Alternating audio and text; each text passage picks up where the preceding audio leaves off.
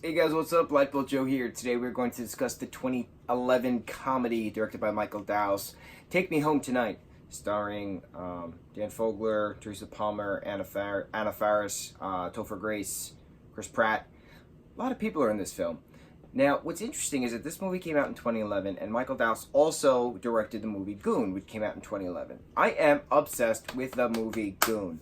Clapping in the enunciation of Goon. I feel like we've talked about it before. I honestly can't remember. If we haven't talked about it, we got to talk about it soon.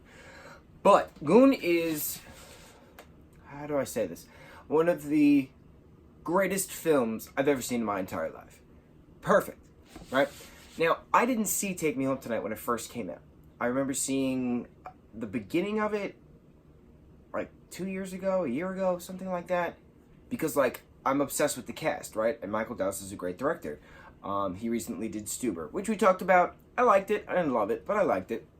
So, like, I wanted to see this movie. And when I first started watching it, I don't remember what was going on, but I just couldn't get into this movie. I watched, like, the first, 20 minutes of it. I was like, man, like, this is, like, where's the story going? Like, it's taking a long time to get into this character development, right? So, I then decided to try it again, because again, I'm a fan of the director, I'm a fan of the cast, and the first quarter of the film is slow as hell, but the other 3 quarters of the film are awesome. It tells an eloquent story of these post-grad college kids who are trying to figure it out, or who's doing what, and Anna Faris and Chris Pratt are engaged now in the film, which is funny because they actually got married in real life and had a kid now that they're divorced. But back then it was, it's funny seeing him propose to her on screen, and then that had to have happened in real life, kind of a thing.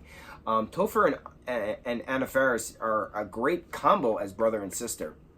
I thought that was really smart because they had a nice comedic dynamic together. I really like that. I want to see more stuff of theirs together. I want them to do more stuff together. Let's see, what else? So it takes place in LA in 1988. Pop culture reference, the clothing, the fashion, the cars, the hair, the music. It was very entertaining. It was the whole moral premise of the story is, it's okay if you don't know what you want to do. There's no set time frame that you have to figure everything out. And to have Topher Grace's character handcuffed on the floor, screaming at his police father, saying, "I'm sorry, I'm such a effing failure," and like angry but crying, and like he's a great actor, and you believe it. And I'm like, oh my god, my heart. It got to me. It got to me. Like, we all feel that at some point. You're not supposed to have everything figured out at the snap of someone else's hand. You're on your own time.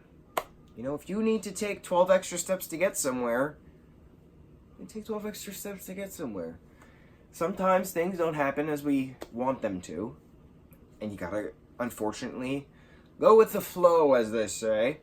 But now that I've seen the whole thing, I really like the movie. It's just that beginning part, man, it hurts me to watch because it's so slow. But the rest of it is really well done. So kudos to everyone involved. I really like the film. I'm not gonna watch it for a while. If it's on, I'll watch it.